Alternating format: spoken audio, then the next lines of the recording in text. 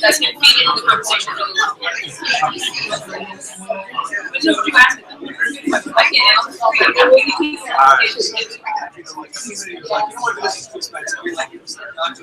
Now you know what's going on. Like you said, they told me to ask it second time. See what happens. Yeah.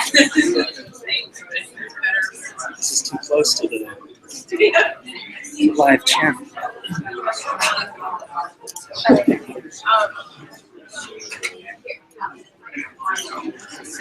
No, I'm just one of these.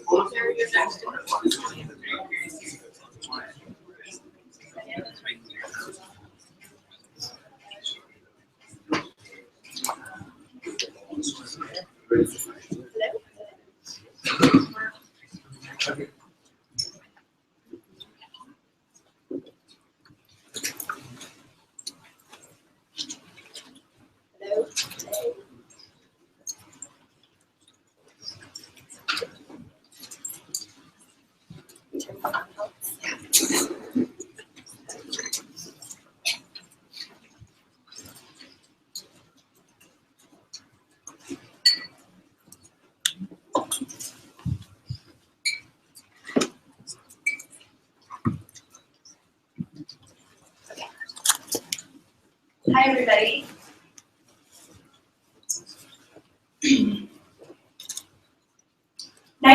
%. That's the percentage of businesses that in our network that told us they couldn't grow because of hiring challenges. Over 90%.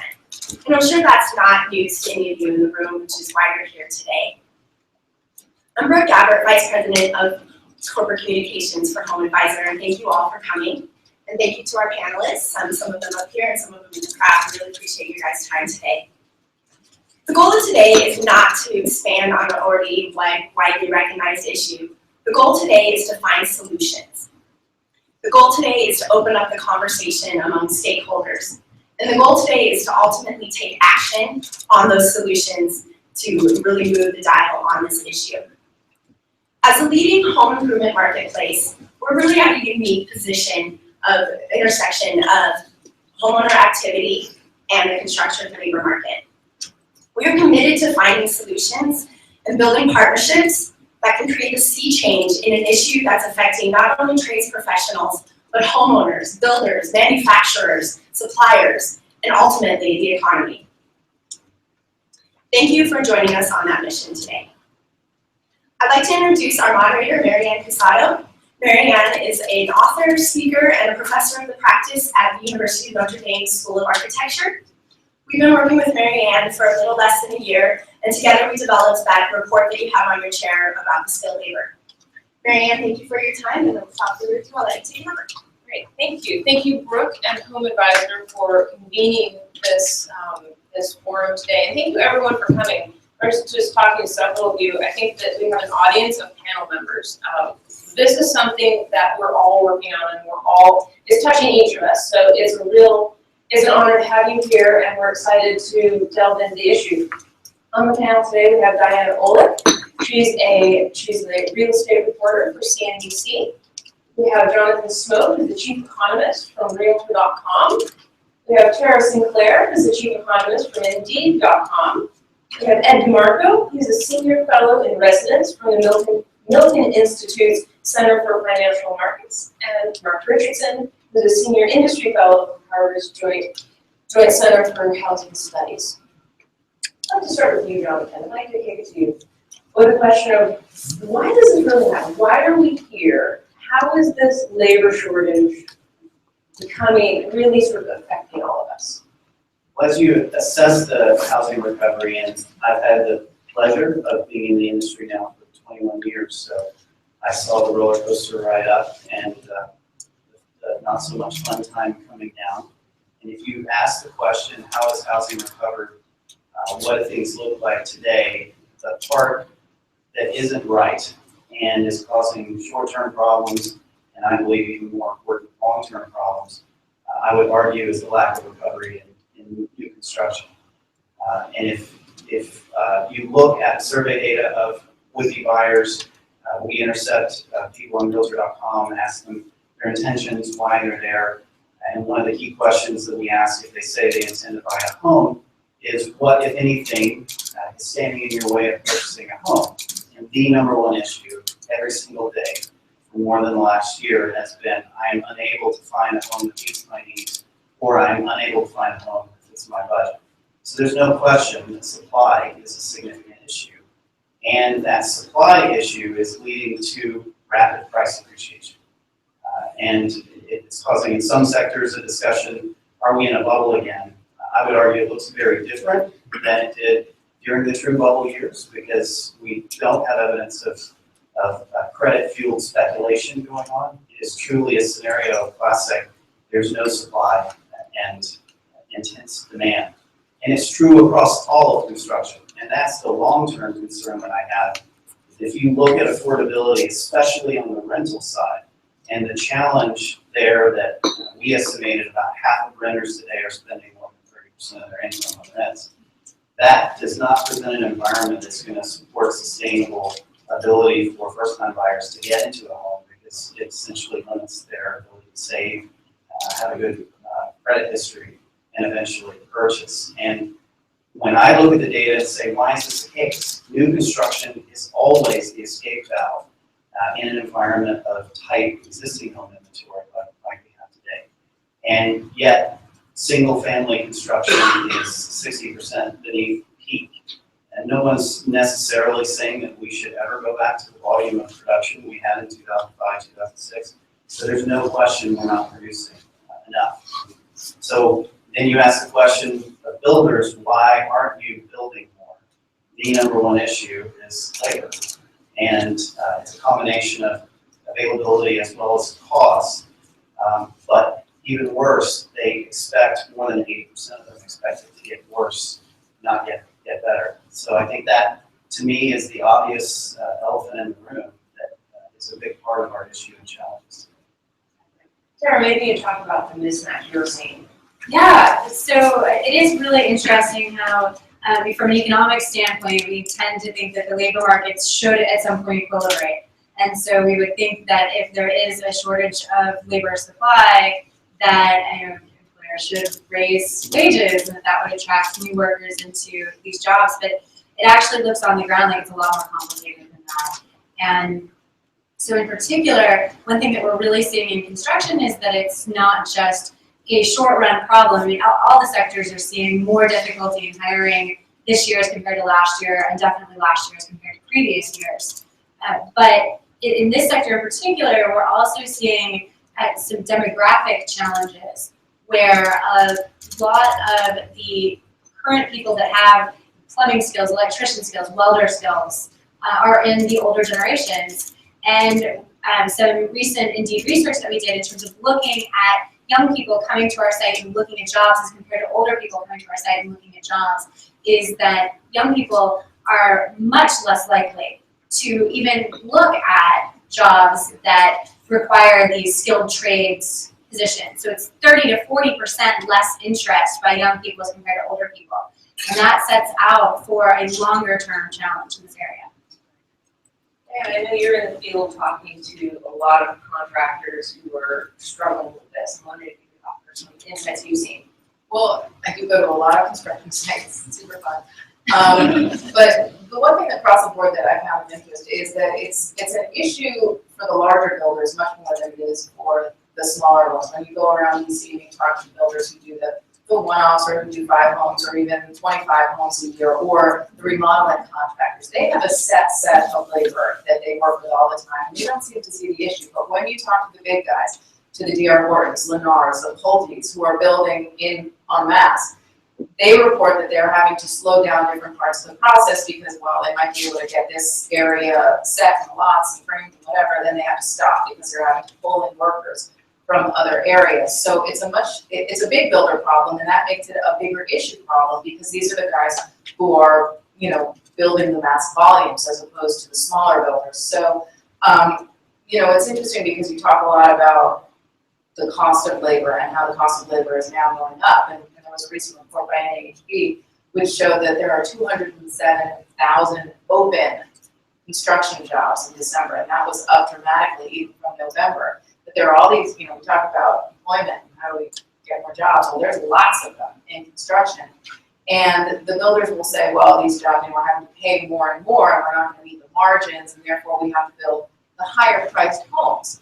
And that's been an interesting phenomenon to come out of this, is that they're really skewing toward the much higher priced homes because that's where they can make their margins. They can't do it. And when D.R. Horton came out with that express homes, which is what we really need in this country, is affordable, first-time housing, everybody laughed at them that you're never going to make any money doing that in the express home, which is a turnkey, no frills, entry-level home, less than $200,000, and they're actually doing really well with it.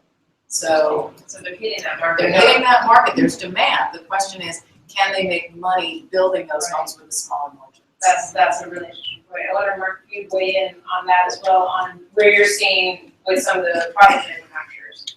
Yeah, I think that to reiterate what you're saying, just a little bit of background. My sort of voice is much more from the remodeling industry, which is, needless to say, about half of all the spend here is coming from the remodeling industry. It's oftentimes, very, very fragmented, described as almost like herding cats because of all the small contractors out there.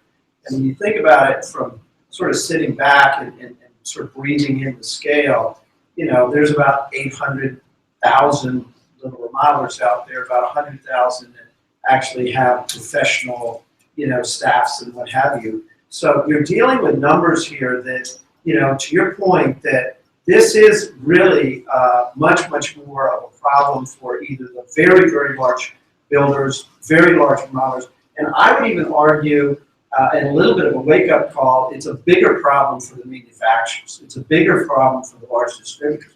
And to give you an example of this, the largest of the remodelers out there have less than 1% of the market share within their communities. Whereas, the Anderson Windows or the Kohlers or those, they're oftentimes dealing with well into the double-digit market share. So when you see sort of this shift going on, matter of fact, I was just up in Allentown giving a talk 2 days ago with a group of about 350 remodeling contractors, and I asked them the question, do you have sort of a backlog in terms of your work? And the majority of the hands went up. And I said, how does that make you feel? And most of them were feeling very comfortable, very gung-ho, excited about having a 6-month backlog. I threw out the question, how do you think it would be for Anderson or for Pella if they couldn't produce a window for 6 to 12 months? All of a sudden, light bulbs went off. That's not necessarily a healthy place to be. So I think the real issue here is we look at this labor situation, it's really going to have a big effect, I think, on the manufacturing community, the large distributors, the very large builders, and it will have a real effect in terms of the economics of their fundamental business. And that's really where the crisis is. If you can't put the stuff in the wall, then there's no reason to produce it. That's an excellent point. And maybe, Ed, you could talk about some of the supply and demand issues you're seeing, or even a little more globally. Yeah, so a lot of good points are already made here. One of the interesting things about a market like housing is that moving from one equilibrium to another is really going to take time.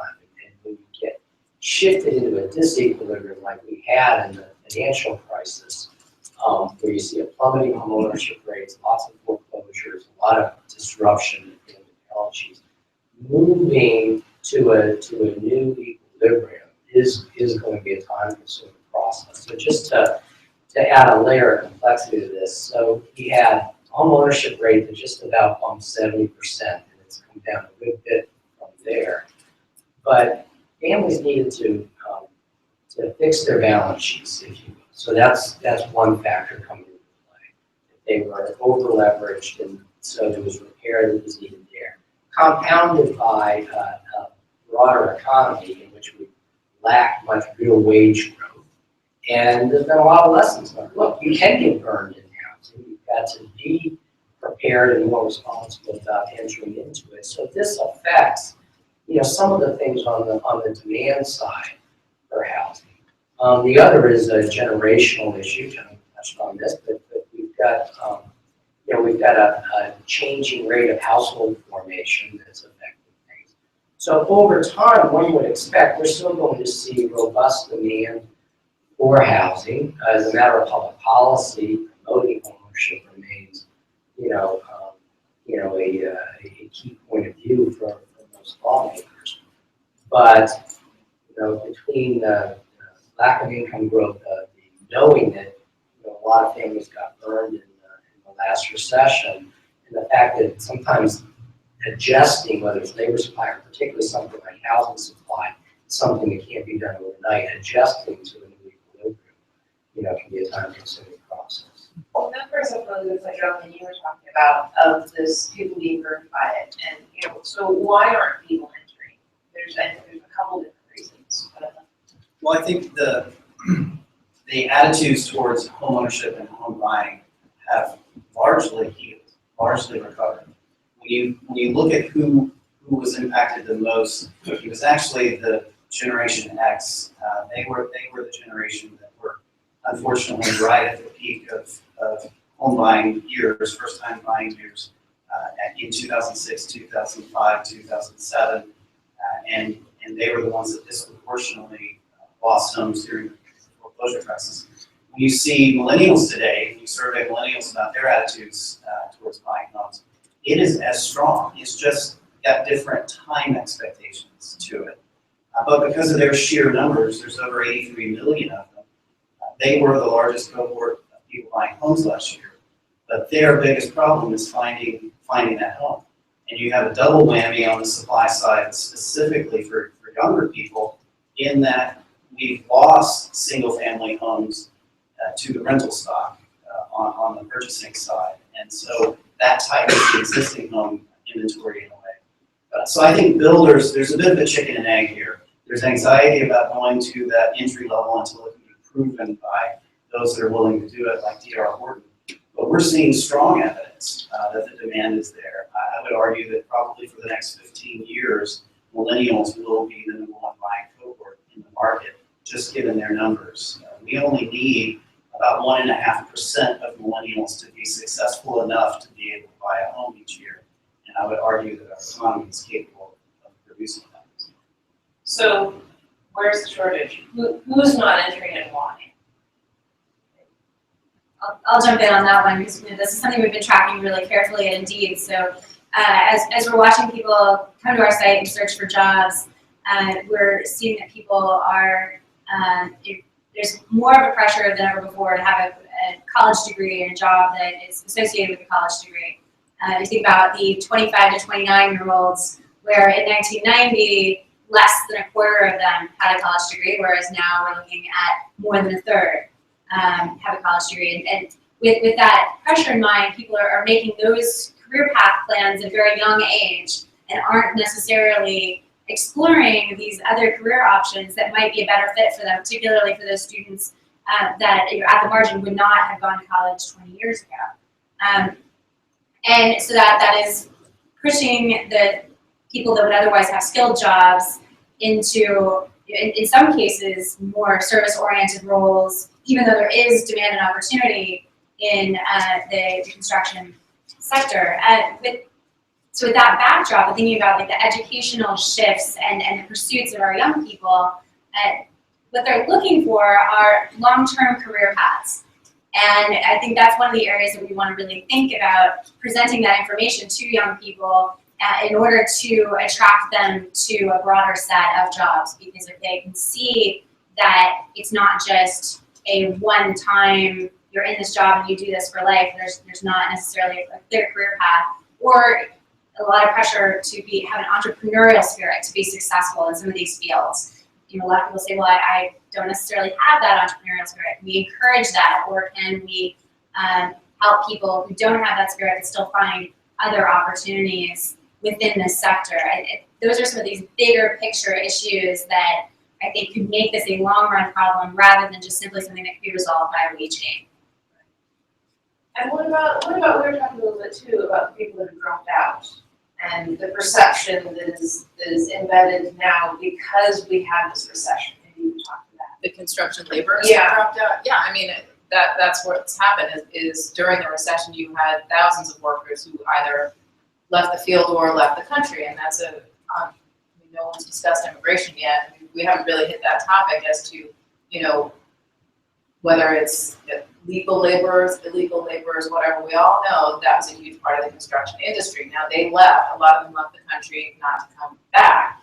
A lot of them went into the oil business, into fracking, into shale, all that stuff. And the question now is, well, would they start moving back now that those jobs are being lost, but they don't appear to, at least not from, well, you tell me if you have better numbers, but Yeah, we've been seeing, yeah, we've You been seeing haven't seen movement, some. yes, yes, I Okay. mean, it's taken some time, I mean, there's definitely a delay between when people really realized that that sector was really kind of on a long-term downtrend, but, not as many have come back as has left, correct? oh, right, no, not yet, but there's definitely movement So- back in construction. So the question is then, is there something in immigration policy that should change that would bring back those workers? Because those seem to be the ones that wanted these jobs and would do these jobs.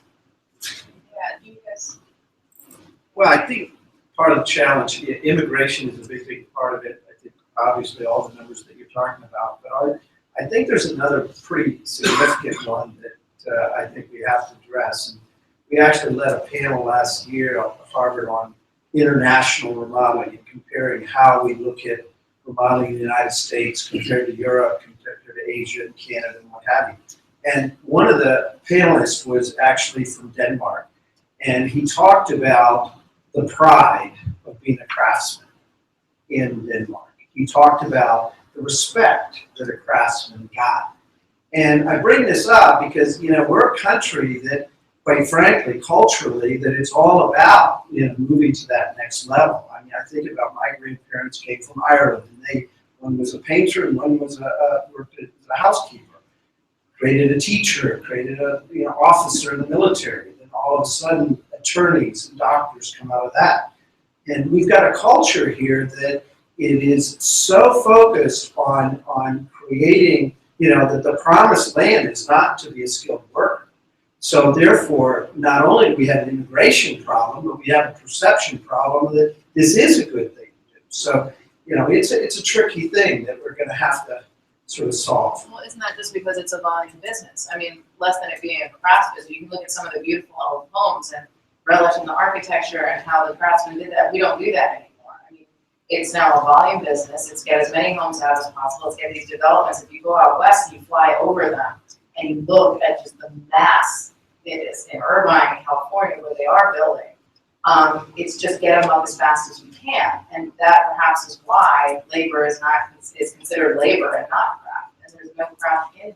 Sure, there are some incredibly high-end homes out there that they're the best, they always say, Italian craftsmen or European craftsmen to come in and do the work. I don't think it's a viable option in America when we're so bent on volume to talk about it as a craft.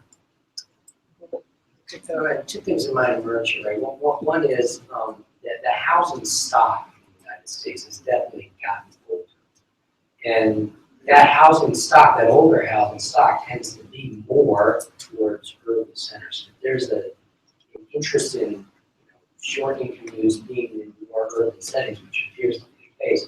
One of the things that this could engender is, a thought, if you're looking out over the next 20 years, about what might get done with existing housing stock in terms of rehabilitating and modernizing it and so forth.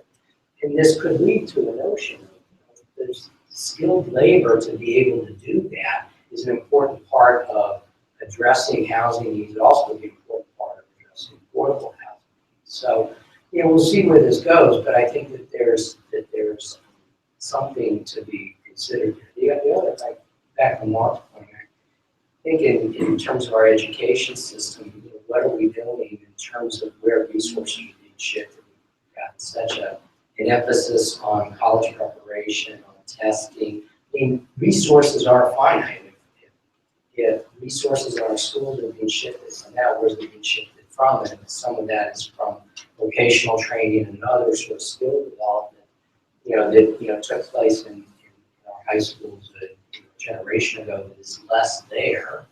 That's a part of this thing to consider. But the one other point I might make is that folks need, both educators and as well as young adults sort of thinking about where careers are, to understand where demand's coming. So it's not just a question about right now, but what do I look at as the opportunities, over time if I go into this field? And, I think that that's where the notion that there's still a growing population, there's still quite a demand for both increasing the housing stock as well as rehabilitating, and modernizing existing stock suggests that there's, is going to be some permanency to some serious demand, and some of that is going to be, particularly skilled, especially when you're talking about rehabilitating existing stock. Building on the education point, and this is one thing that we're also seeing is that employers are not training their workers in the same way as before. There isn't as much on-the-job training, either in the U.S. compared to historically or compared to other countries. And this is an area where we have kind of lost the culture of employers investing in their workers and providing that training on the job. So workers don't expect that from their employer either. And so there's also the sense of, I don't know how to do that, I'm not going to look for a job in that and get trained. And so that's another direction where if we think, well, I have to go to school to learn X, whatever X is, and if there were another opportunity where I could learn on the job or more vocational training at the high school level, that would really develop more of these skills in our population. But it also comes down to perception and respect of that field as well, that this is something that kids grow up wanting to do. Or simply awareness that there's an opportunity. I think Diana actually raised an issue that deserves digging in a bit further. I would argue that there are different issues with labor when you look across broadly in construction. And I think the production home building, which is the 100 largest home builders, are responsible for more than half of the production today. And that's what Diana was describing. I would argue that those home builders are having more of an issue getting the skilled contractors because they don't employ them correctly. They are contractors, and the vast majority of those contractors are small firms, even one-person shops. And no one's mentioned it, but I lived through that cycle, and I can tell you that those contractors were not treated well.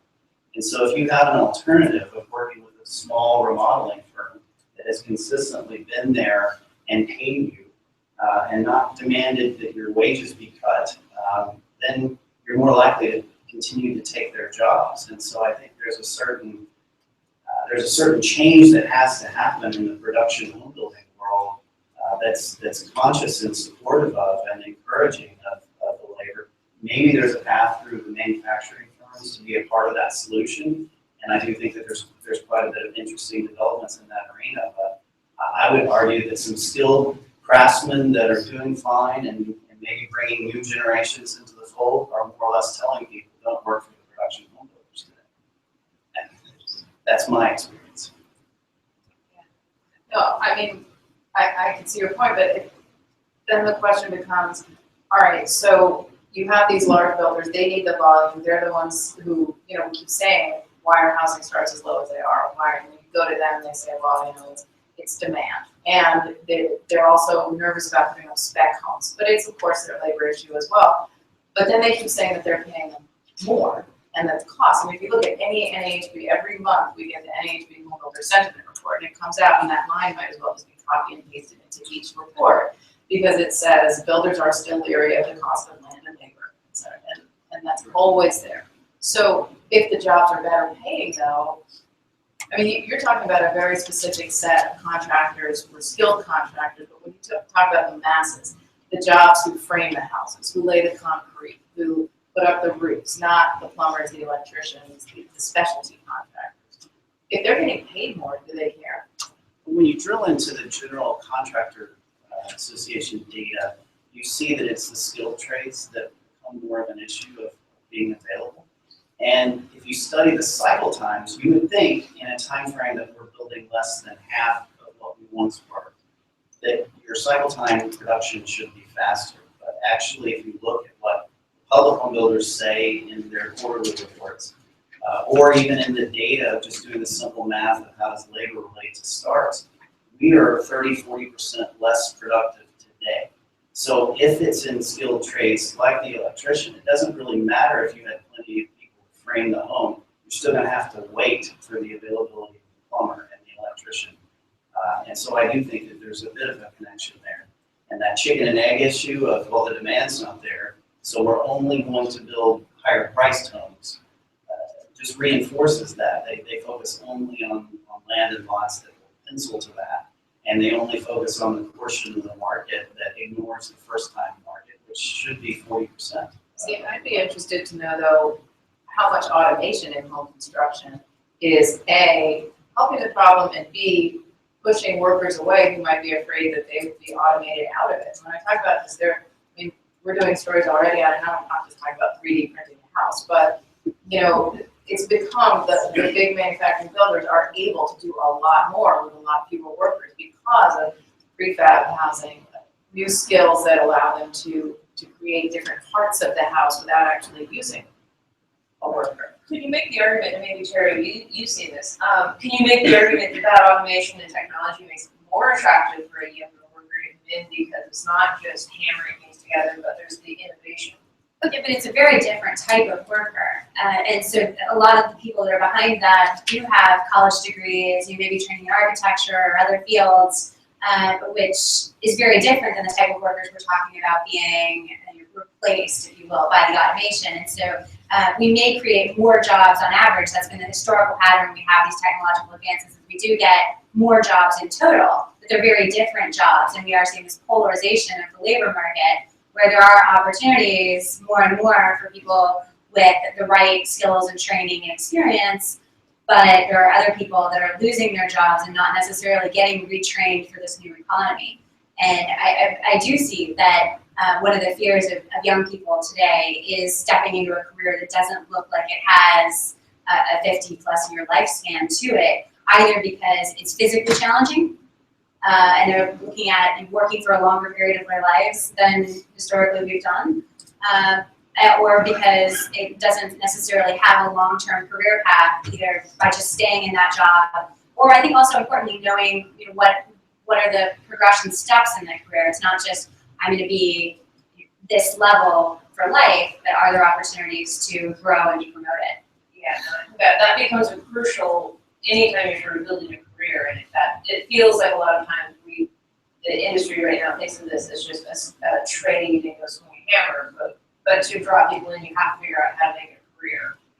Well, and when people talk about this simple model of, okay, well, we should just pay more and then we wouldn't have this problem, it's not that simple because people aren't just looking at the pay today, they're looking at their lifetime career pay. And so a job that pays $15 an hour, $20 an hour, $25 an hour, but doesn't have a strong trajectory of growth is very different from even starting at $10 or $15 an hour, but knowing that you have the opportunity to own the world someday. There's also more need for more skills. I mean, as we look at the demand for greenhouses, everything that goes, a high-tech home, the smart home, all the things that are going into a house now. I mean, you can frame a house, anybody who's watched it happen, it can happen in a couple of days. That's done. It's all these new inner workings that are much more complicated and that require all the skills, especially when a lot of the builders are now touting, well, we have the energy efficient homes and we have the homes that are, certified in whatever LEED level of construction it is. So I think that has. Yeah, that's an interesting point, man. I kind of wondered when Jonathan was going through the longer timeline. So maybe kind of hard to disentangle, but I wondered how much of that is, the lack of labor. I mean, I got to wait a week before my plumber shows up, and how much of it is either a change in quality or complexity, or a change in building code requirements. That we've got a lot more going on. That's sort of like a regulatory frame around some of this, where there's a lot more land more than construction. It's both. There's been major code changes too. So these are contributing things to the environment. It also affects the overall cost of these houses. And I think there's probably a demographic shift as well. I mentioned from a buyer perspective that you had a huge impact on generation, and then we've had a slow adoption of millennials getting into the market. But the same thing happened too for the labor within the industry, specifically working with home builders from large and small. Essentially, you had a complete exodus of people that were under 50 as the business contracted. I guarantee if you look at people who went into the energy sector or into transportation or to other things when the jobs weren't there in construction, it was disproportionately bent towards younger people who could be retrained, who could learn and do something new. So now when you go to a builder convention, you're going to see a disproportionate age of people who are largely over 50. And that, I think, probably creates a bit of a deterrent to young people thinking about that job career because there's no one like you there. And there are things that, with adopting new technology, I would propose is a bit of a challenge because of having gone through that period. Can the builders overcome it? Yes, absolutely. But there's a demographic issue on the labor side as well that I think is part of this. Well, it's saying no one like you there, and then when we're going to be talking demographics, we also have to talk about the gender makeup of the labor force today, Yes, they're right? all white and all men. Exactly. And so that's a big issue we think about. And most of the big demographic changes in the labor force over a longer period have been women entering the workforce, and finding your career paths and examples and mentors of women in these fields, I think is incredibly important too, and when we're looking for that. Having been in as a remodeler for over 30 years, you look at this and we've experienced so many points in the last 30, 40 years that, it's been a challenge in terms of labor. But, so back in the early 80s and in the 90s and 2000, and of course, what's different now, and I think it's been expressed, is that, in the past, we had a couple of years that we had to deal with this as opposed to 5 years. So obviously people leave when it becomes 5 years, not 1 or 2 years. But, I think back in 1990, we were able to, with our company, solicit folks from Poland and through the Catholic Church. And we got, some political immigrants that came in. And all of a sudden, within literally a 6 to 12 month period of time, we increased our workforce by 20-25% from, folks that were coming from other countries. And the reason I sort of share that background or that experience, if you sort of look at this issue, I think of it like a bicycle sort of wheel with all the spokes. If you have one little spoke that breaks, you'd say, okay, I'll limp along and I'll get to my destination. But when you start to have 2 or 3 of the spokes break, then it all falls apart. And I sort of see this issue very similar in that I think it's got a lot of legs to it, a lot of spokes to it. The immigration, to me, the thing I think it's so important about the immigration is it allows us for a quick fix. When we talk about cultural changes, when we talk about training, when we talk about, developing our youth to look at labor differently, those are very long-term shifts. But if we really, really want to make a difference fast relative to the households that are being built, it's going to come from immigration. It's going to come from pools of workers that are not going to be necessarily here. What about pools of workers? And I think we're going to talk about this even more in the second round, the pools of workers that are here but not currently working, either vets or people that have been in prison. And that's, I think, one of the spokes. It's that training, it's pulling for that. But if you look at the numbers, purely from a numbers point of view, the numbers that you reported in terms of the job opportunities, they're just way too big for that to necessarily solve. But I do think that the one thing that is a little different in terms of the labor market today versus the labor market after these previous cycles is that we do have a relatively large group of prime age workers who are currently not actively looking for jobs at all. So our labor force participation rate is historically low, and it's not just a demographic story of older people retiring. About 50% of that decline that we're seeing is coming from prime age workers, and it is in large part men without college degrees, and it is people who have been in incarceration and been released. So that is a portion of that population, so that's a concern, is thinking about people with a criminal background. But there's also a lot of people out there who have been discouraged by the long-term lack of opportunity. And so I wonder if there is a way to encourage them back in and draw at least some of those people into these fields. Yeah, no, and you were talking a little bit about this as well, on the drawing people in from different places. Yeah, there's clearly a disconnect that there should be the ability to attract, and I think certain portions of construction are being more successful than others, like remodeling. But there's no question we need more, and immigration has to be a topic that is part of this. But even if we were to encourage more immigration and open new programs in today's climate, I think the attitude towards immigration is not so attractive to the kind of numbers that we had 10, 15 years ago supporting the industry. And we're looking at, the age of people, and the average age of the younger folks entering in is about 26 or 27. So there's a void there where we have people here in this country that we're not engaging with, that could be, whether they're being pushed towards that 4-year degree and then realizing the deal wasn't for them and wanting to do something more interactive. How do we engage them? That's really hard when you look at the tech sector and what it's done for what young people's expectations are. And I look at this only because the stories that we've done on companies like, HomeAdvisor that are part tech, part housing, whether it's, Porch or whether it's Zillow or whether it's any of these, the Googles of the world. You go into these offices, you go into these spaces that are just packed to the gills with 20-something workers making less money than they put on a construction site, but thinking that this is their ticket to, being Mark Zuckerberg or something like that.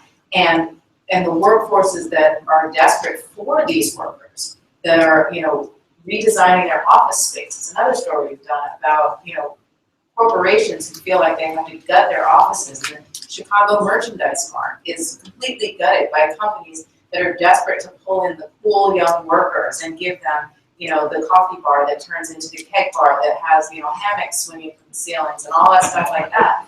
And these places are literally filled to the gills with the young people.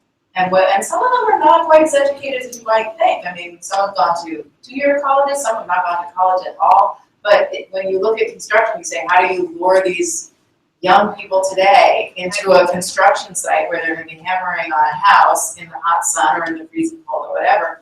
Or, hey, I can go make less money but work in this totally cool Google office, and I don't really have a prospect in the future, but I can do that for at least 4 or 5 years and live with 7 friends and have fun doing it. Yeah, there aren't many hammocks on construction sites. No. So what are you hearing, Tara, from your real clients are the companies that are looking, and how are they approaching you? What are they saying? Yeah, well, so across the board, employers are having more challenges filling roles this year than last year, and so we're regularly having the conversation about the weak wage gains, but also these ideas of figuring out ways to have longer career trajectories. Like, how can you reassure potential young people that might be interested in your trade? How is that job going to evolve as technology continues to evolve? And how can you attract people who have the technological skills and background so they could work in the tech sector to instead apply that to a more traditional sector? Because that's also a piece of what we're talking about here is, do you want to be involved in the hip new cool sector, or do you want to be involved in this very traditional but incredibly important piece of our economy? And I think there's something to making housing cool. That I think plays a role. And there are some companies that are really trying to do that and to try and sell this idea of building something as meaning something. And I think that's something that seems to really resonate with young people. It's something that the tech sector has been able to steal from the financial sector with that sort of story. And I think even more strongly, your housing and construction, and particularly given that young people do value urban living, that idea of connecting to that, and the green space, all these sorts of things really resonate. But again, we're talking about the higher skilled end of the young population. And we also need to find ways to train and engage this big group of potentially left out people as well. But you still got to put up drywall. You still got to paint it. Exactly, that's what I'm They're saying. not going to want to do it. The bottom line is they just don't want that. You talk to young people today, educated, uneducated, low income, higher income. That's just not what they see in the future. So how do you make it more attractive? How do you say to a builder, well, you know, I'm gonna be putting up drywall or doing the mundane tasks of putting together a house? Glamorous. Right, I mean, well, I do think there is, a group of people where the idea of being able to potentially get a job where they can support themselves and potentially eventually a family. I mean, that's the sort of story they need to hear to be attracted to jobs, just like we were historically. I don't think the world's changed that much. But they can go and work in a store, or they can work at Walmart and get, you know, and not have to be outside and doing this kind of hard labor. I think another misconception that's sort of out there that I've always been puzzled with is sort of the piece of this, that this is in fact a career also for women. You know, when you look at the women in the workforce represent, you know, whatever, almost 50% of all the workforce, but only 2% of the women are part of the construction workforce. You know, we've had women craftsmen, but very, very few women craftsmen. And, you know, I would at least argue, having a little bit of calluses and scars in terms of being out there, that it's not going to war, working in construction. I mean, women can in fact do this just as well as men, but there's a perception that this is in fact, you know, a male type role to work in construction, and it really doesn't need to be. So I'm not necessarily proposing or suggesting an answer, but I am saying that it's puzzling to me that when a woman does not feel that this would be an appropriate place that they could have a career. Yeah, it's, to react maybe especially to Mark and Tara on this, I mean, there is a bit of sort of packaging or presentation or understanding what it means to go into this career and that opportunities are available. So to take, you mentioned technology, so there's a field where in fact it also has been male dominated.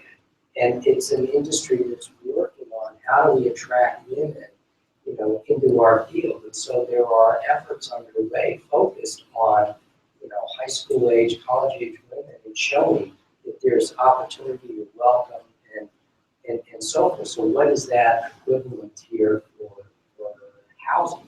Another thing with regard to creativity and technology, these kids that go out and they do these hackathons, right? And things like that. I mean, making it a game, but you also get to a little bit of exposure, you get to learn the field, you get to see the creativity part of it. I think young people are really attracted to things like, you know, only being energy efficient, bringing technology. That's really embedded in a lot of what can be going on in housing.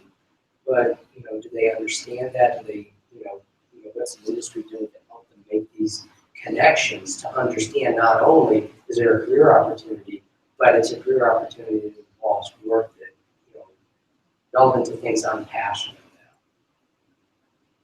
And I do think also that this brings us back to when we think about the drywallers and the more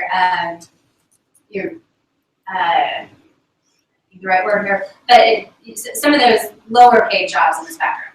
And we think about competition from other employers. So this is where we might have to have relative wage shifts across the different opportunities. And again, in as much as we do see that might push us even more towards expensive housing, we have to think carefully about what that means. But at the same time, we can also see that these relative wage shifts might then also make us think more about technology too. Maybe we need to have robots doing the drywall. I mean, maybe that's some of the issue we'll see longer term. I'm sorry, I want to address the women issue. And this is probably going to get me in trouble. I was hoping you would. Trust me, I am a daughter of a working mother, and that was back in the 70s. And so I've worked all my life and I have children. You cannot say unequivocally that it's just as easy for a woman to be a construction worker as for a man, and they can do it. Sure, they can do it. Sure, most women nowadays are probably in better shape than most men. Women have babies. It's a fact. You talk about the age span of perhaps it's 20 to 26. A female worker could be a great construction worker, but once they enter marriage and childbearing years, you're talking about time frames where a woman who is pregnant cannot be on a construction site. I'm not just talking about, oh, she just had the baby and she gets her 13 weeks or her 6 weeks or whatever the employer gives her.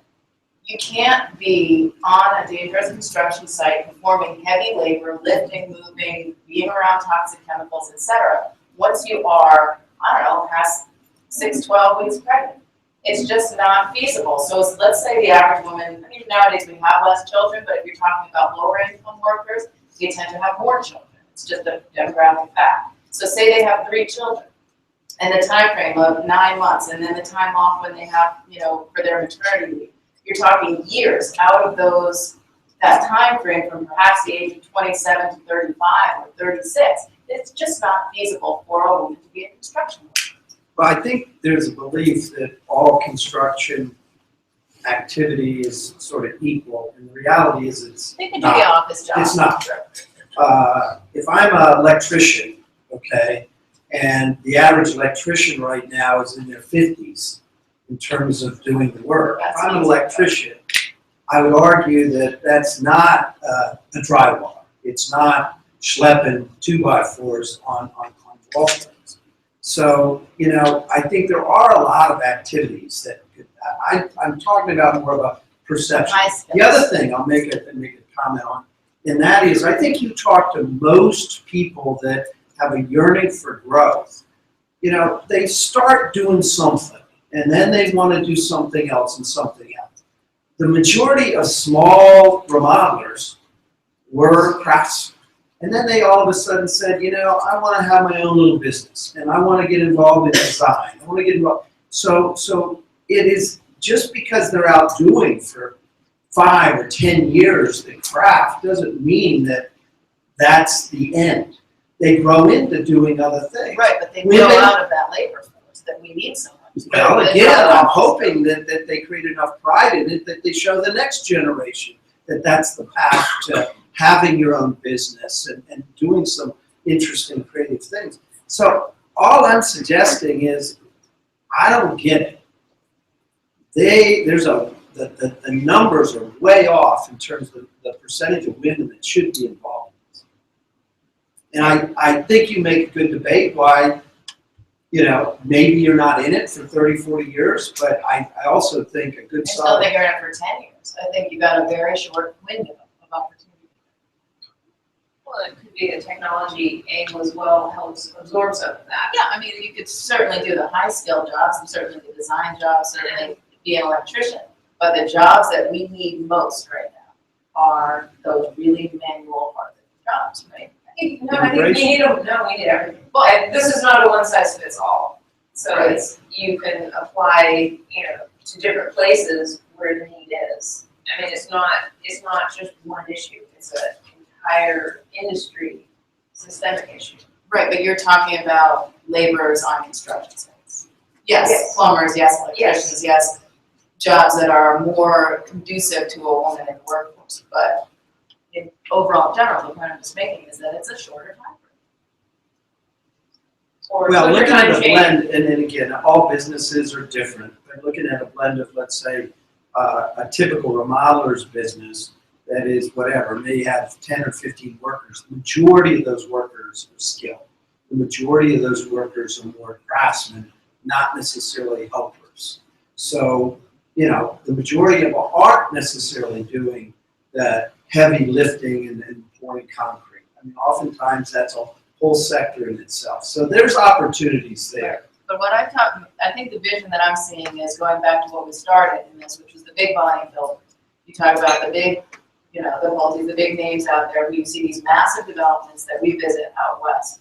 And you see the sheer volume of people they need out there framing, doing the harder labor work. That's where the volume of these jobs are. I mean, you can talk about specialty as much as you want, and that's incredibly necessary. And it's across all spectrums, but in sheer volume, in putting up, 100 houses on one site, or putting up 1,000 houses in a community, those are the jobs that I'm talking about. So we have about 5 minutes left before questions. I wonder if everybody just wants to, we're gonna go down and have a couple last comments, final thoughts. Well, I think, this has been terrific in terms of the discussion. I think that, as I said earlier, I feel like that this has got many sort of elements to it, and there's short-term elements and then there's long-term. In the short term, the only way I think you can crack the code is focus on the integration. The long term, I think you're dealing with cultural issues, training issues, funding issues, getting the manufacturers behind it. And I think it's going to really take looking at all of these legs or all these spokes to end up with a positive outcome. I think it's also important to mention to look out over time what the trends are going to be like. And there's an interesting little back and forth about the importance of new construction and what's needed there. But I also think that there's an aging housing stock in which there's going to be some attention paid to how this gets modernized. There's also one other piece about housing I touched on. That is the importance of sort of state and local laws and regulations that govern everything from the cost of employing people because of various labor requirements, also land use and what gets built, and where and how. And so housing has a very local dimension to it. It's going to play out differently in different communities based on state. I think the big thing I would want to emphasize again is that we're currently in a labor market where everybody is finding it more challenging to fill their roles than they have in recent years. But construction is standing out as an area where it's more difficult than the rest.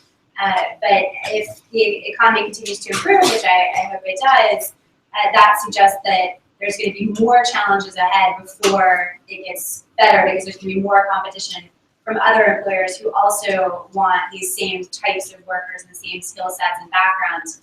And so that suggests planning now for creating new workforces and hopefully some training involved in that as well to bring people into these roles. And it's interesting, Tara and I are both chief economists at two websites, and I would argue our industries face the exact same problem, and these two things are connected. There aren't enough people to fill the jobs that are out there. There aren't enough houses to meet the demand for people. They're forming households and paying too much in rent and can't get into home ownership. I do think I'm looking forward to the panel discussion on all the solutions because we've laid out all these incredible problems. But I think that there's a place. I've been in the industry for 21 years. It's in my blood, and I think some of this can be improved just by telling people the opportunities that are not going to go away for the foreseeable future because of the aging housing stock, because of the demand, because of the fact that the United States does have population growth and household growth. Housing is a long-term area, and it's a very fulfilling area. And if you think about a problem today that a young person is concerned about their career, but they also want a place to have of their own and to raise a family, maybe housing can provide both of those things as just one step, one idea. But I love the fact that we're having a discussion about it because it doesn't seem that any politicians today care about discussing this. So thank you for putting this on. I would just, since I'm the last person, say it's to wrap it up, it's two things. It's immigration and it's marketing. It's getting more workers who are willing to do these jobs into the country who can do that, and marketing by the big builders. I mean, I'll just say a couple weeks ago, I was doing a panel for Habitat for Humanity and representatives from hundreds of local chapters with the most excited people about building houses. Why? Because their marketing was different, because they were building houses for poor people. They were helping communities. The whole idea behind it made them want to build houses. Now, I'm not going to say that's going to engender that's not the answer for the home builders, but there is definitely something in there for the home builders to get out there and market to young people, maybe some kind of different idea of what home construction is, that it's technology, that it could be just as glamorous as a tech job. Well, we'd love to open it up now to the audience for questions. I believe there are mics. There's a mic somewhere. There we are. Stephanie's in the back with the mic. Is there any questions?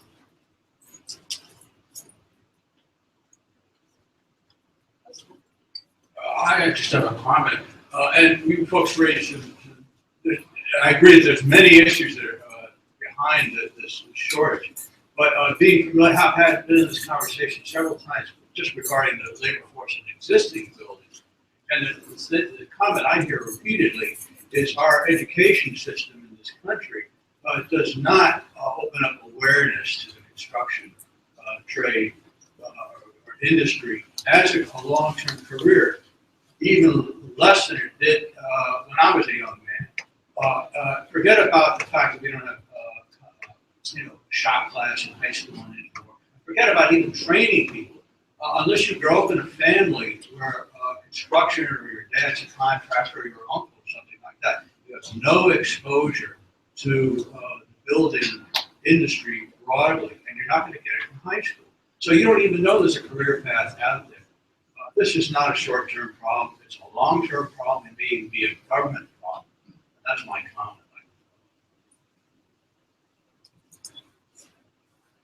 Second, we have to call the question.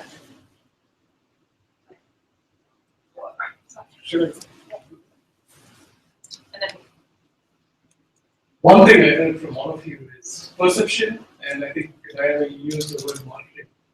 It seems like the tech sector is doing a great job with marketing. Almost every day there's not a single story that doesn't have a tech story added to it. How can we make the storytelling about the home industry more interesting so that, like you said, the habitat for humanity, people are so excited. And from people are building shelters. I mean, if you take the saying, the most important thing that people need is food and shelter. So how can we make this industry much more interesting to everyone? I mean, that's for advertising people. I try to make it interesting every day. That's my job, to report on housing.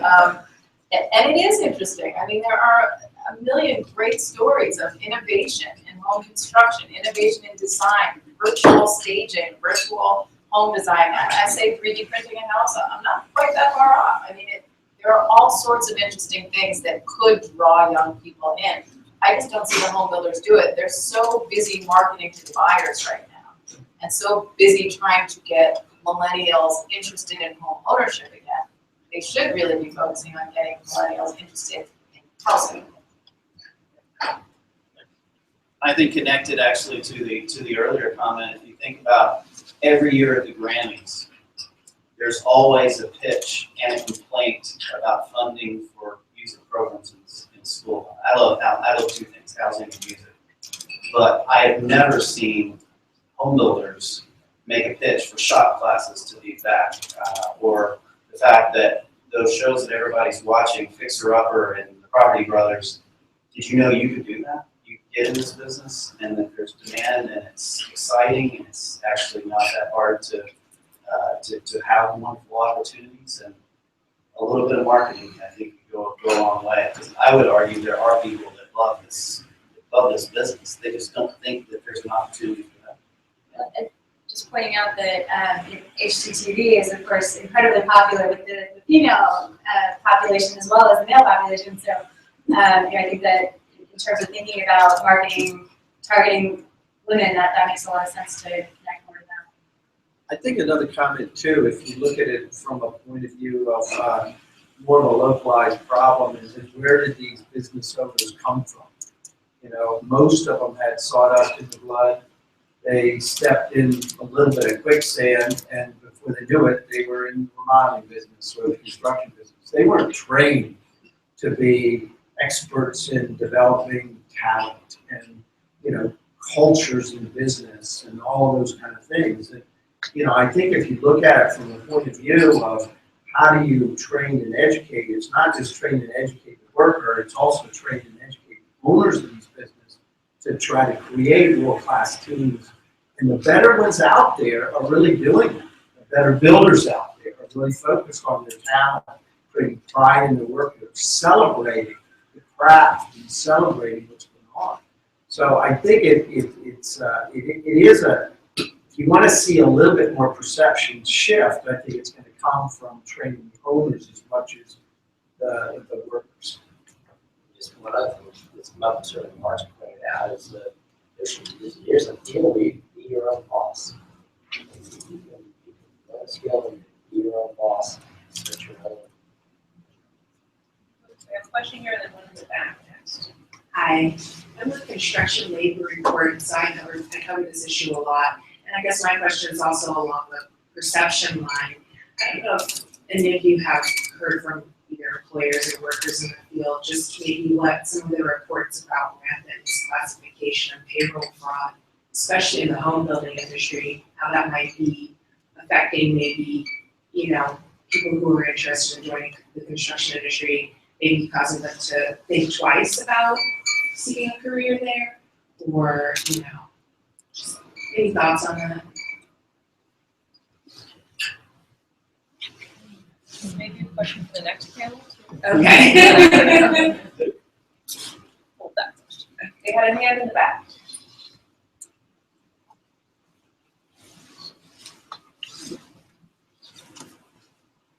Thank you. I want to congratulate this panel. Every one of you has affirmed so many important issues over my career in the past 40 years. But I want to focus on one point. I think it's the central point of this entire discussion, which is this concept of equilibrium, economic equilibrium. And looking back over 40 years, back when I started in 76, right away we were smacked with that horrendous concrete shortage, and it shut down the industry for 2 years. After that, interest rates skyrocketed up to teens and 20% interest rates.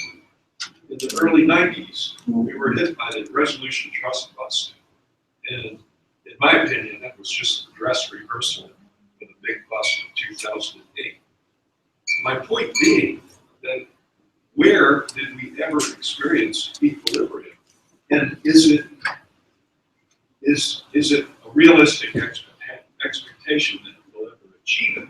It seems to me the nature of our industry is peaks and valleys.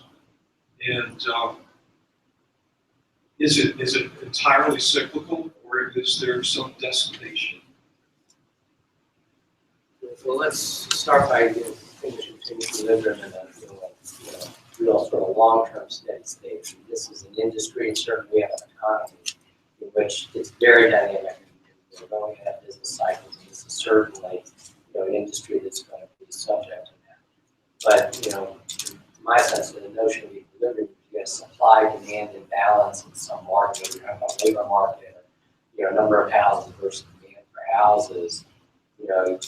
You move over time towards that, but even before you sort of get there, if you sort of say this is the date you got there, there's likely to be some other shock that can move you off. But there is a sense that there's periods of time in which we're relatively in balance, and other points of time in which we are shocked pretty far away from you. You certainly have identified several episodes in which there's a pretty significant dislocation, particularly how it affected the home construction.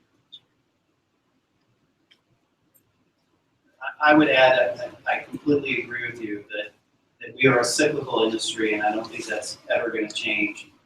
And it does add complexity to the business. I think the way that we handled the last cycle, particularly on the production home building side, decimated some contractors and some of the people in business that had to go. I have plenty of friends and colleagues who were once in home building that are now happily in other sectors, and it was by force originally, and there's no way in heck they're ever coming back. But I also think that you're a part of the industry, you probably experienced this. What I've seen as part of the message is that the industry has these great local networks of people that actually care about each other and is highly supportive. There's somebody in the room from Modeler's Advantage that I've run into, and it's amazing to me how they build these networks of people that help you understand that in the good years you need to be saving for the bad years, and you need to be aware of those cycles. And I think you raise a good point that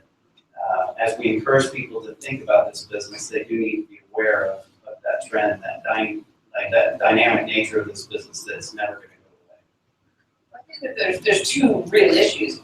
That what you guys have just articulated and what your question articulates is there's always going to be ups and downs. But the question is, is that shielding a much larger issue in that we're not having enough people enter into the profession? There will always be ups and downs and ins and outs, but right now we're looking at it at a time when we're not feeding enough people in. So at a certain point, this is going to be magnified beyond where we are now, and it's not going to be a matter of raising wages to fix. It's not. We're getting to a point where it's not addressed. That we don't want the ups and downs to shield that there's a much larger issue. Well, it is a sector that is more cyclical than some other sectors. So when people are thinking about starting out their career after we had such a huge economic wallop, people are probably less interested in entering into a very cyclical field, particularly one that was directly associated with said wallop. So it might be part of the problem as well in terms of attracting people who have very clear memories of this recent history. Yeah, I think the ups and downs, I agree with everything that's being said. I think, again, as I highlighted earlier, I think the difference between what we've experienced recently is how long the down was. And that's what I think flushed out so many businesses and has created so many additional problems. So hopefully if there's a lesson learned in all this, we can, at least appreciate the cycle. If the roller coaster is going to be there, let's try to keep the ups and the downs not necessarily so extreme. When the market drops off 75% in terms of the houses that are being built, or larger remodeling companies dropping 30 to 50% because of the down, and then it goes on and on and on, and clearly it's going to create a level of pain that's so much greater than if it's only a 1 or 2 year cycle. Exactly. And there's also a certain amount of insulation from that in that so many people are aging out right now. There aren't enough people coming out to fill. So even if we do hit another cycle, which we will, when we hit that next cycle, there's more job security because they're filling jobs that there's more, however many per person. There's so many more jobs than people. One more point just about this interaction between the cyclical and the longer term trends is that we saw, because of the cyclical downturn, a lot of smaller companies leaving the market, but we also had this longer term trend of decline in entrepreneurism in our country, a decline in small business creation in general. And so if you destroy a whole bunch of them and then people don't have the desire to come back in, that compounds the problem. Last question. How do you think the increasing merger and acquisition activity in the home building industry is going to impact labor? You talked about the fact that the larger home builders are struggling with finding labor, but a lot of these smaller builders who had the relationships in their markets are now being acquired. What impact do you see there? I'm just guessing, but I would guess it would help because they're bringing their own local labor forces into it and into the larger fold. I mean, if you talk about someone like, I guess, Cal Atlantic or something, Ryland merger, you're taking two companies that existed with their own labor forces and bringing them together. I don't think it adds labor to it, but it does bring that labor force under the umbrella of the entire company. But when you talk to the larger builders, they'll tell you they don't have, all their builders, their construction labor workers, they're not on staff. It's all very cherry-picked, contracted from where they are and what specific project they're on. So it's not like you can say, okay, Lennar has a workforce of 20,000 construction workers. They may have 20,000 construction workers working for them, but they're not Lennar workers. So.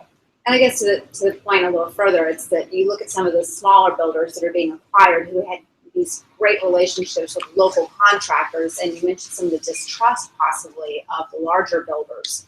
I'm wondering if there will be an impact there. I think the short term, I would believe, like Diana said, that is probably positive because there's essentially two issues that builders struggle with today. And we didn't talk about the other one, but the other one is access to capital. So the people who have the strong relationships and still are very much invested in their community can't buy the land, develop the land, and do the construction. That's why they sell it. And that's why this trend is continuing. So I think in the short term it's probably a very net positive because you've got the people who stay connected and have the relationships with the trades more effectively locally. But then the big companies bring the access to the capital. Great, well, thank you to each of our panelists for participating. It's been a fantastic conversation and really set up, I think, the solutions panel next. So thank you each. We have a short break and then we'll reconvene after.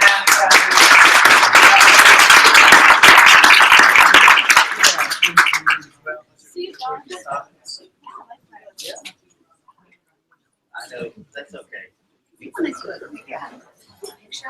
Are you friends? Good to see you. I didn't see you.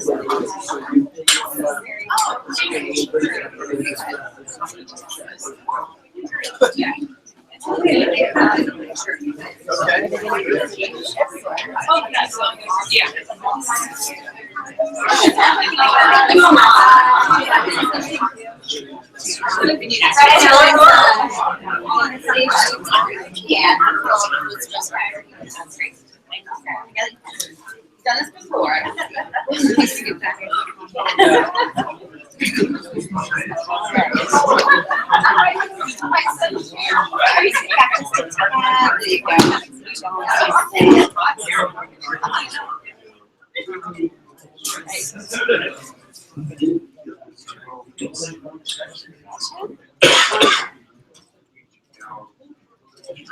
Great, thank you.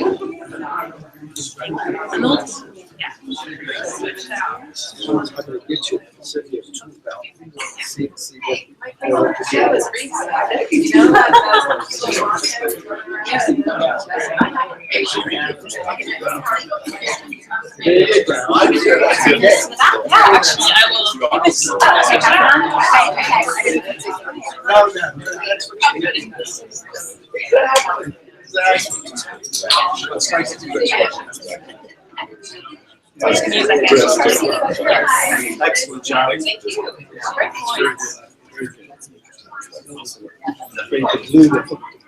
Hey, yeah, we're just, she's just talking to Chris and then Marianne's gonna do it. Yeah. It was great how it started close. Yes. Yeah. Yes. I like that, thank you. You're gonna do, yeah, right here. Do you have the? We're gonna use this boom mic that he'll just fly over. Oh, we read the interview? Yeah. Yes. So, Marianne, why don't you stand next to me? Right next to the lens, and then you just talk to Marianne.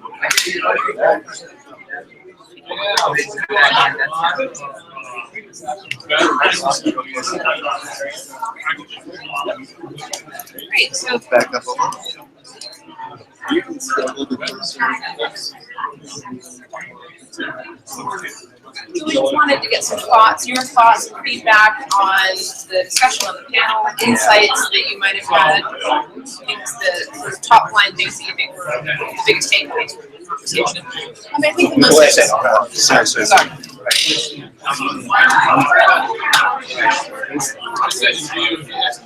Good. Right, go ahead. I think the most interesting thing to come from the conversation is the need for builders to market, not just to find workers and not just to say that we need more information we do for these jobs, but to say what makes our home construction jobs something that a young person would want.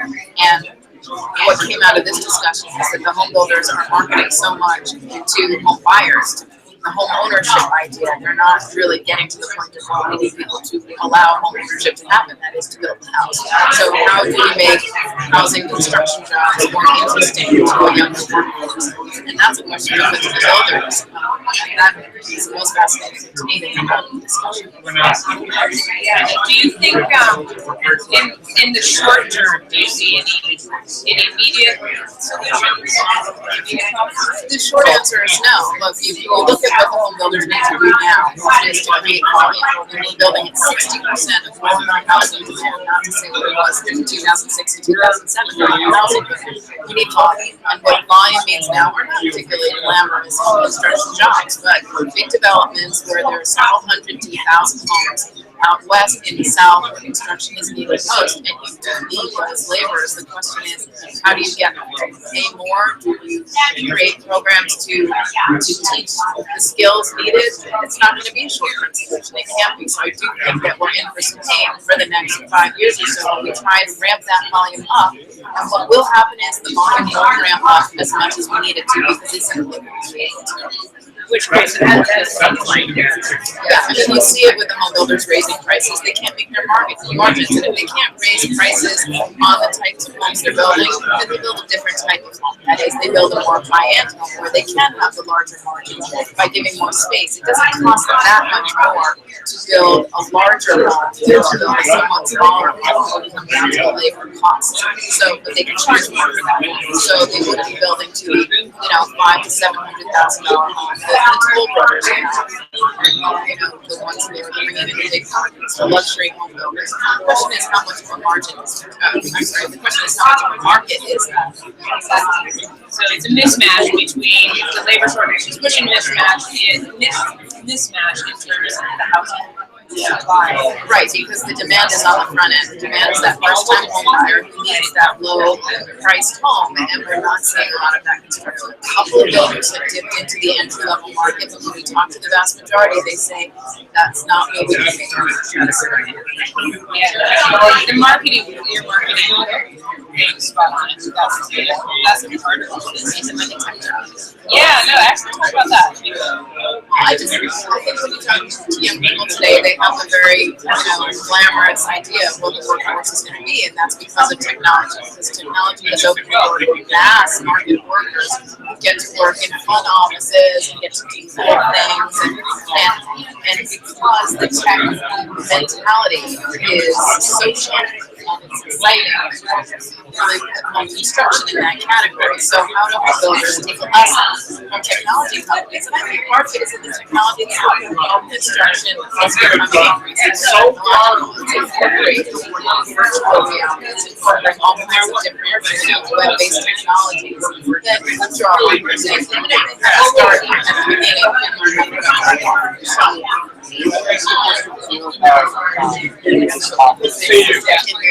Could you just talk a little bit about the importance of this kind of event and what it's meant to you to be participating in it?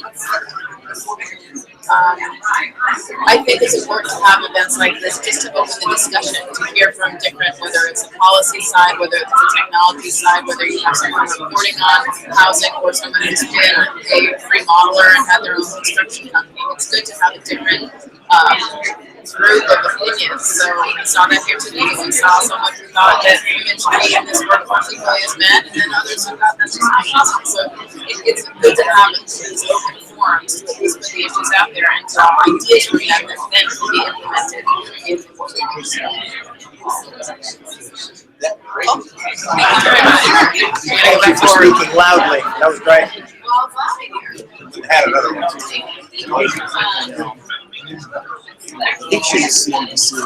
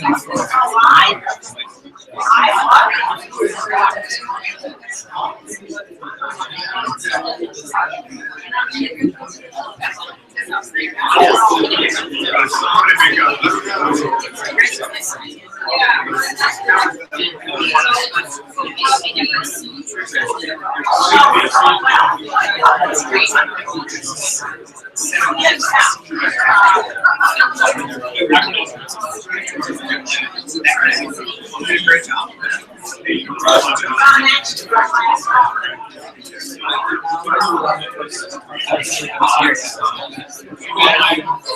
It's all about our Great job. This game is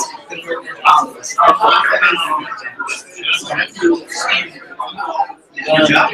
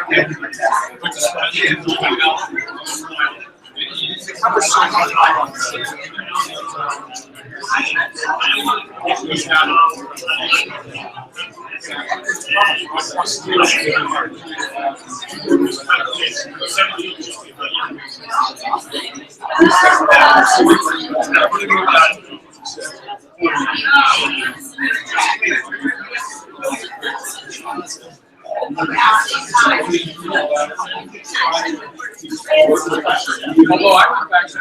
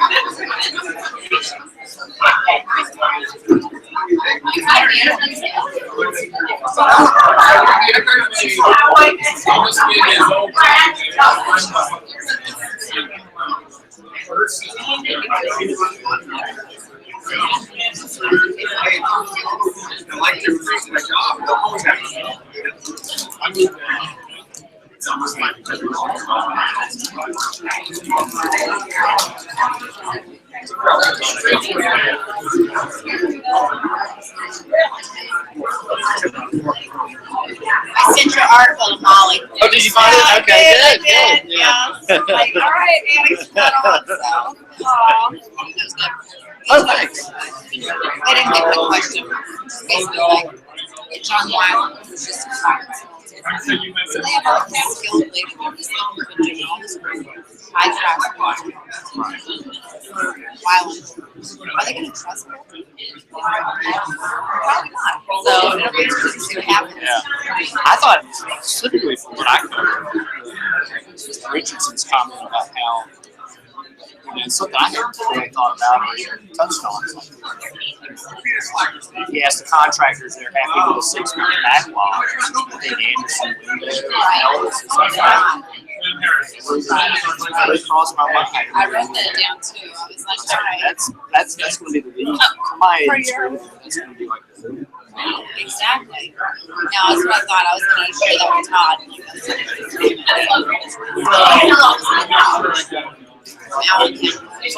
Oh, yeah. Right. It's good. I'll be interested. I wrote a big article about this very topic Yes, June, July, if it's even June. We have the digital versions on our website. June, July, yeah. Go back and read it down. Yeah, it's kind of touching on a lot of stuff we're talking about here.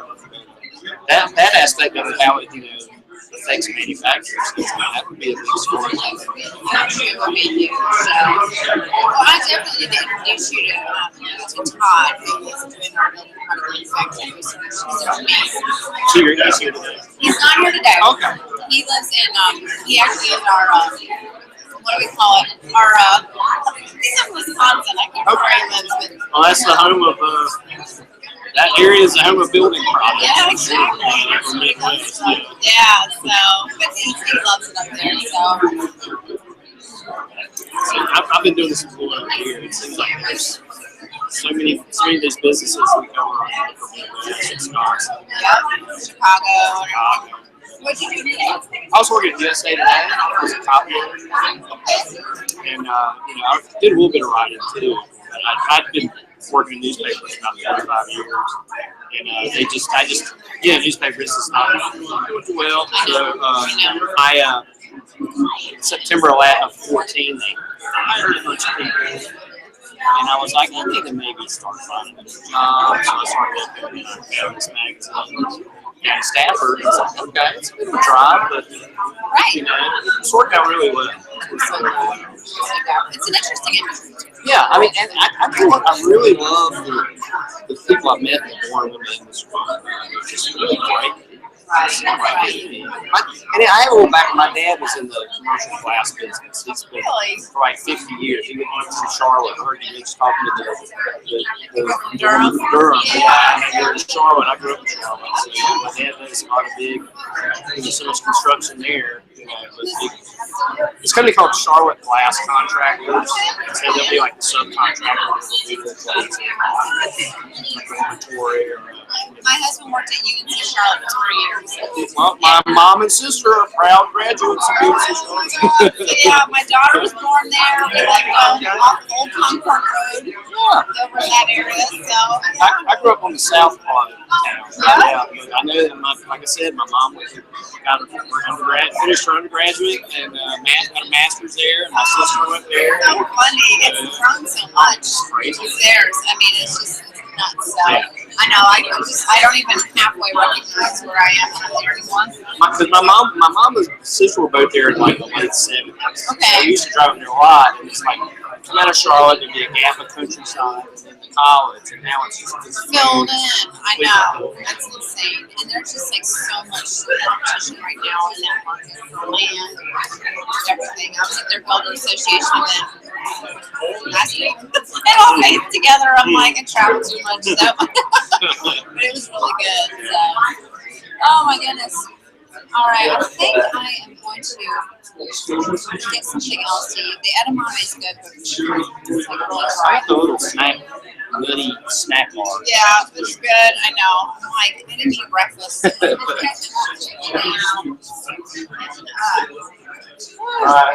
I'll catch up with you.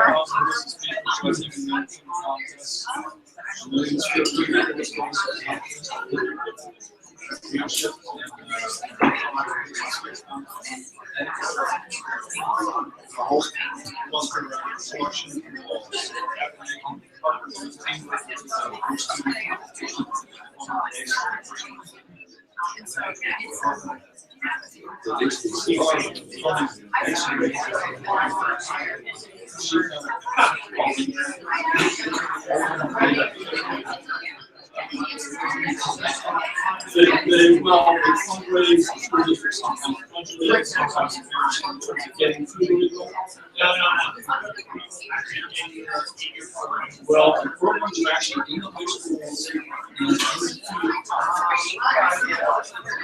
So it's the teacher has decided to join Skills USA because of the benefit and added value that we see in these schools. 295,000 students. So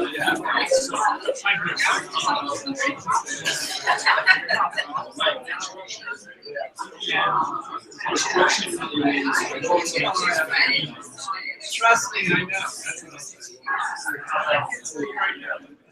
That's what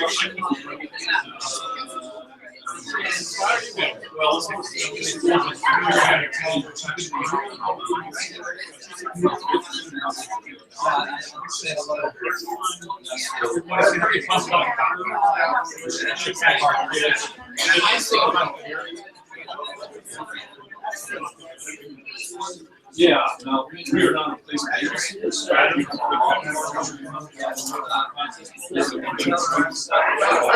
Yeah, great. Okay, I'm making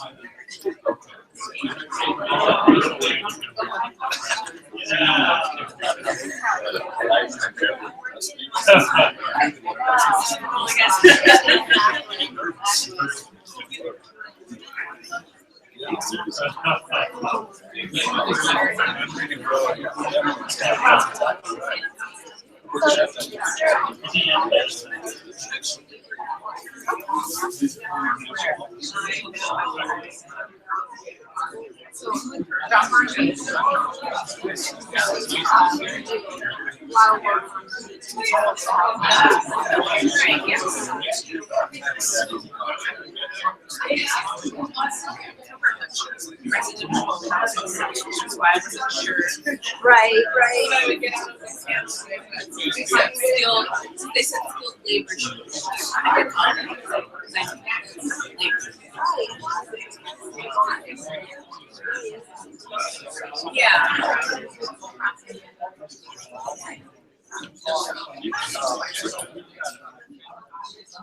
All right, well, I think we're gonna get started here on our second panel. Everyone have a seat. We're now gonna solve all problems. That's right here. So this is, we have a fantastic array here. We have John Scorson, who's president and CEO of the Home Builders Institute. Chris Terrell is CEO of HomeAdvisor and our host today. Steve Sanford is the CEO of the Associated General Contractors in America. We have Denise Durson, who is the editorial director of Professional Builder and Custom Home magazines, and John McManus, who is the editorial director of Hanley Woods Residential Group.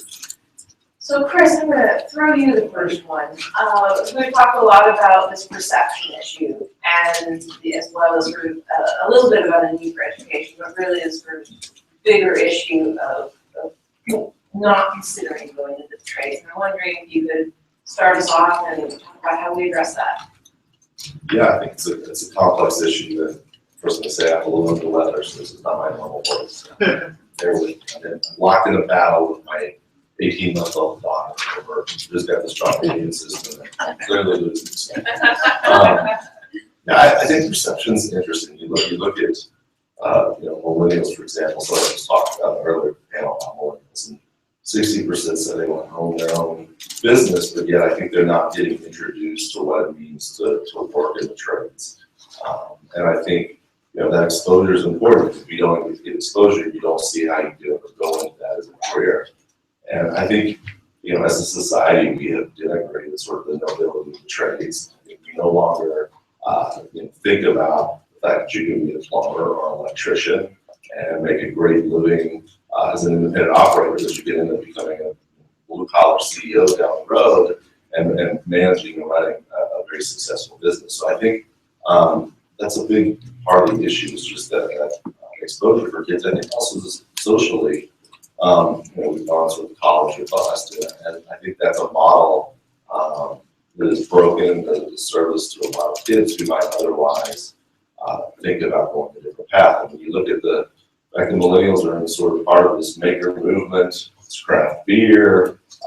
It's build your own bicycle. Why shouldn't the trades be a good place to go and express yourself and run a business? And I think also there's a perception that some of the trades are backbreaking, as the last panel said. Well, part of it is a small part of it. A lot of it use your mind, a huge portion of it. If you're an HVAC installer, you're having to think about load calculations. You're an electrician, you're doing a lot of thinking, and some of it comes with working with your hands, but a lot of it's thinking as well. So I think there are just a lot of perceptions and misperceptions that keep kids from sort of wanting to get into the space. And I think there's a lot we can do and a lot we can change, from a society perspective and from a business perspective as well. Please, maybe Bill, sort of follow up on this. I mean, we talk a lot about the perception issue at college nights. Right. I was going to go right to the women issue, though. Go there. The perception, I mean, you can double, quadruple that for women in this industry. They never get the perception that this is an industry for them. They don't hear it from their father, who may be teaching their brother how to do stuff around the house. Get that, but they don't get that. They don't get it in school. They never think about it being something that they could even think about doing. And of course, the marketing doesn't go to them at all. There was a funny thing at the builder show. There were some tradesmen of the year that they were giving out, and it turned out the tradesman's name was Dara, but that was a very unusual thing. They had tried to get people to, send in and nominate people. It didn't turn out to be a tradesman at all. It was a tradeswoman, but that was an unusual thing. So, there is work for these women, and pregnancy aside, there are a lot of women who need to support their own families. They already have children, and they can't make the kind of money, they don't have a high school diploma, for example, that men can in these kinds of jobs. There's a statistic about women who work, for example, in casual fast food restaurants or food restaurants. Even with tips included, the median wage there is about $9 an hour. So try to support yourself on that. Trying to support yourself on that would be very difficult, but to support a family would be impossible. So we wouldn't even have to raise the salaries for tradespeople. That would be such a huge increase for them just to begin with. So they need to be encouraged to do this, and this is a large population of people who could do this work. The perception is that that it may be too hard for women, that they're not strong enough, but by and large, most of the skilled trades don't require extreme strength, and strength comes with practice, just like the skill does. So I don't think that that's an issue either. And I've got one example of a good thing that's happening in that department. There's a group out, and it's a nonprofit organization out in Portland, Oregon, called Oregon Tradeswomen, and they train women for trades jobs. It's a pre-apprentice program, so they're not going into great depth, but they do give them a very comprehensive pre-apprenticeship training program, along with job counseling and job placement in some instances. And they've been doing this since 1989. And in the national average of women who are in construction trades, the number apparently is 2.9%. That's how many women there are. In Portland, there are now 6%. And they like to take some credit for that, because they've been turning out these women and placing them for quite some time. I'd love to have you weigh in, John, too, on this, either building on the women's issue or talk about some of the other demographics that you're going after, trying to reach. Maybe all of the above. Let me start with the women piece. At HBI, actually, at any one time, we'll have 8,000, 9,000 students in our training programs. And on average, typically about 15% of those are women. Actually, the woman you mentioned was one of our students, HBI students. And our job placement rate with women is no different than with the men. So we look at that and we attract them in. They try all the different skills and then make a decision for themselves as to where they want, what trades they want to specialize in. Let me come back and talk a little bit about the perception thing, and that gets into the populations. In some respects, frankly, I have to say I'm not so sure we're not trying to change the perception of the wrong group, and of a group that you'll never change their perception. I think there are groups of populations out there that the trades and the construction trades and the building industry are ideally suited for their demographics. In our case in particular, we have a wide array of student demographic, all the way from underserved youth. I'll call those kids 18 to 24, 25. They dropped out of school, they've been thrown out of school, they finished school and are wandering around aimlessly without a job, or they were flipping burgers someplace. At-risk kids, these are kids that have been in trouble. We get them through the courts, we get them through departments of juvenile justice, departments of social services, again, 18 to 24, 25. Adults, displaced workers, closed plants in the area, who work with their hands, they've developed skills, they've done trades, and they need another career, another job. Offenders, male and female,